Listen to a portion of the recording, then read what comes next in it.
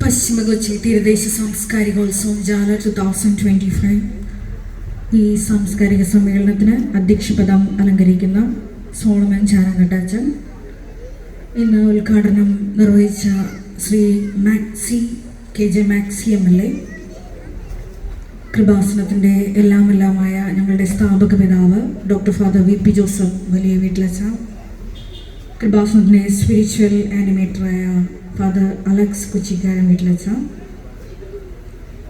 ഈ സാംസ്കാരിക സമ്മേളനത്തിന് ചുക്കാൻ പിടിക്കുന്ന ശ്രീ ജോസി കണ്ടക്കട, അഡ്വക്കേറ്റ് എഡ്വേർഡ് തുറവൂർ, ഇന്ന് ഭക്ത മാറിലേഷ് ചോട്ട് നാടകം അവതരിപ്പിക്കുന്ന കലാകാരന്മാരെ, ഒപ്പം തന്നെ ഇവിടെ ആയിരിക്കുന്ന ഓരോ സഹോദരങ്ങളെ, ബഹുമാനപ്പെട്ട VP ജോസഫ് അച്ഛൻ തൻ്റെ ആമുഖ പ്രസംഗത്തിലൂടെ നീണ്ട 17 വർഷക്കാലം സർക്കാർ ഓഫീസുകൾ കയറിയിറങ്ങി എങ്ങനെയാണ് ചവിട്ടുനാടകം യുവജനോത്സവത്തിൻ്റെ ഒരു മത്സര ഇനമാക്കിയത് എന്ന് നമ്മളോട് പറയുകയുണ്ടായി.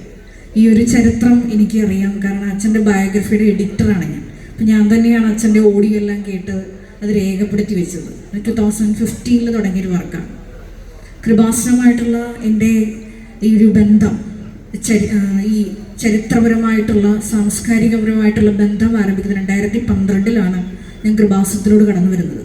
അപ്പോൾ ഞാൻ അച്ഛനിങ്ങനെ 17 വർഷത്തെ ചരിത്രം പറഞ്ഞപ്പോൾ ഞാൻ മനസ്സിൽ ചിന്തിക്കുകയായിരുന്നു, എൻ്റെ ഒരു ചരിത്രം, ഈ ഒരു കൃപാസനത്തിൻ്റെ സാംസ്കാരിക മേഖലയുമായിട്ടുള്ള ബന്ധപ്പെട്ട ചരിത്രവും ഞാനിരുന്ന് ചിന്തിക്കുകയായിരുന്നു. കാരണം ഞാൻ 2012 കൃപാസനത്തിലൂടെ കടന്നു വരുമ്പോൾ അച്ഛൻ എന്നിൽ ഉള്ള കൃപകളെ, കഴിവുകളൊക്കെ തിരിച്ചറിഞ്ഞ് ഓരോരോ റെസ്പോൺസിബിലിറ്റീസ് എനിക്ക് തരാൻ തുടങ്ങി. അപ്പോൾ അതിൽ ആദ്യം എനിക്ക് തന്നത് മധ്യസ്ഥ പ്രാർത്ഥനയായിരുന്നു.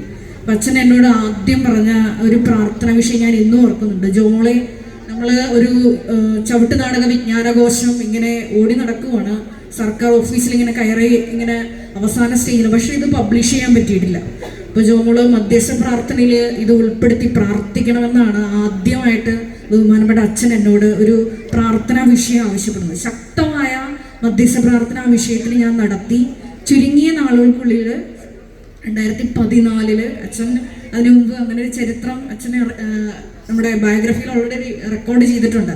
ഇതുപോലെ തന്നെ സർക്കാർ ഓഫീസുകൾ കയറി ഇറങ്ങിയ ഒരു ചരിത്രം ഈ ഒരു ചവിട്ട് നാടക വിജ്ഞാന കോശത്തിന് പിമ്പിലുമുണ്ട്. അപ്പോൾ 2014 ഈ ഒരു ചവിട്ട് നാടക വിജ്ഞാന കോശം എന്ന ഗ്രന്ഥം നമ്മൾ കേരള ഫോക്ലോർ അക്കാഡമിയുടെ കീഴിൽ പ്രസിദ്ധീകരിക്കുന്നു. അത് ഞാൻ ഒത്തിരി സന്തോഷിച്ചു. പക്ഷെ അവിടെ കൊണ്ട് ആ സന്തോഷം തീർന്നില്ല. ഈ ഒരു ഗ്രന്ഥത്തിനാണ് ഇന്റർനാഷണൽ തമിഴ് യൂണിവേഴ്സിറ്റി ബഹുമാനപ്പെട്ട VP ജോസഫ് അച്ഛന് ഡോക്ടറേറ്റ് നൽകി ആദരിച്ചത്.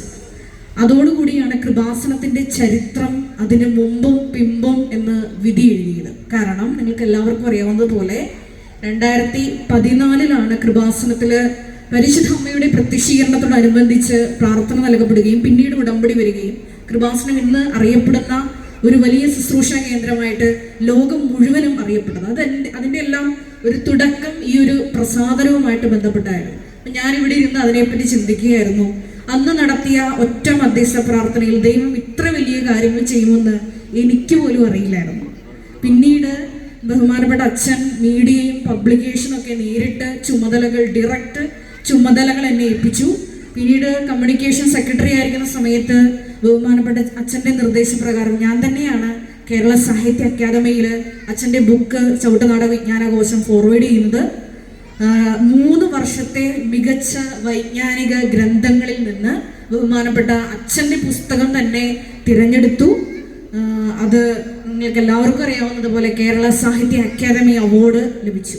അതേ ബുക്ക് തന്നെ നമ്മളിപ്പോൾ ട്രിവാൻഡ്രത്തെ KCHR, അതായത് കേരള കൗൺസിൽ ഓഫ് ഹിസ്റ്റോറിക്കൽ റിസർച്ചിൻ്റെ കീഴിൽ പ്രസിദ്ധീകരിക്കാൻ ഇംഗ്ലീഷ് പബ്ലിക്കേഷൻ നമ്മൾ അതിൻ്റെ നടപടികൾ അവസാന സ്റ്റേജിലാണ്.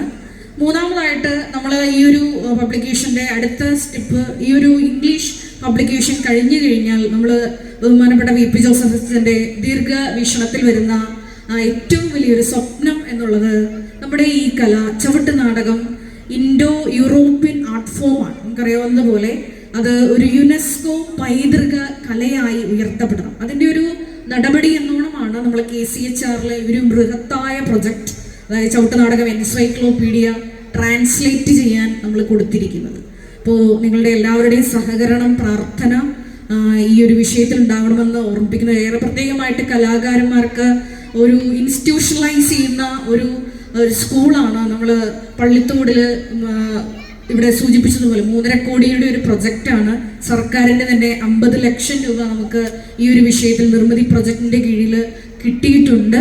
അതിൻ്റെ അവസാന ഘട്ട നിർമ്മാണ പ്രവർത്തനങ്ങളിലാണ്. അപ്പോൾ ഈ Indo European school of folk ആർട്സിലൂടെ നമുക്ക് തീർച്ചയായിട്ടും ഈ ഒരു ചവിട്ട് നാടകം മാത്രമല്ല, അച്ഛൻ നേരത്തെ സൂചിപ്പിച്ചു പോയ മൺമറഞ്ഞു പോയിട്ടുള്ള കേരളത്തിലെ തീരദേശ പൈതൃക കലകളെയെല്ലാം ഒരു കരിക്കുലം സിലബസ് എല്ലാം കൊണ്ടുവന്ന് അത് തീർച്ചയായിട്ടും നമുക്ക് ഭാവി തലമുറയ്ക്ക് കൈമാറാനാകും.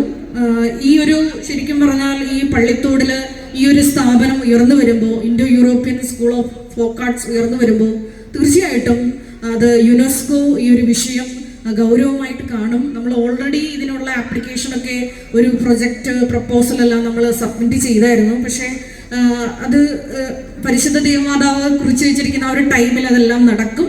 അപ്പം അതിനുള്ള ഒരു അവസരമാകട്ടെ നമ്മൾ ഈ നടത്തുന്ന സാംസ്കാരിക ഉത്സവവും അതോടനുബന്ധിച്ചുള്ള എല്ലാ പ്രവർത്തനങ്ങളും ആശംസിച്ചുകൊണ്ട് എൻ്റെ വാക്കുകൾ ഞാൻ ഉപസംഹരിക്കുന്നു.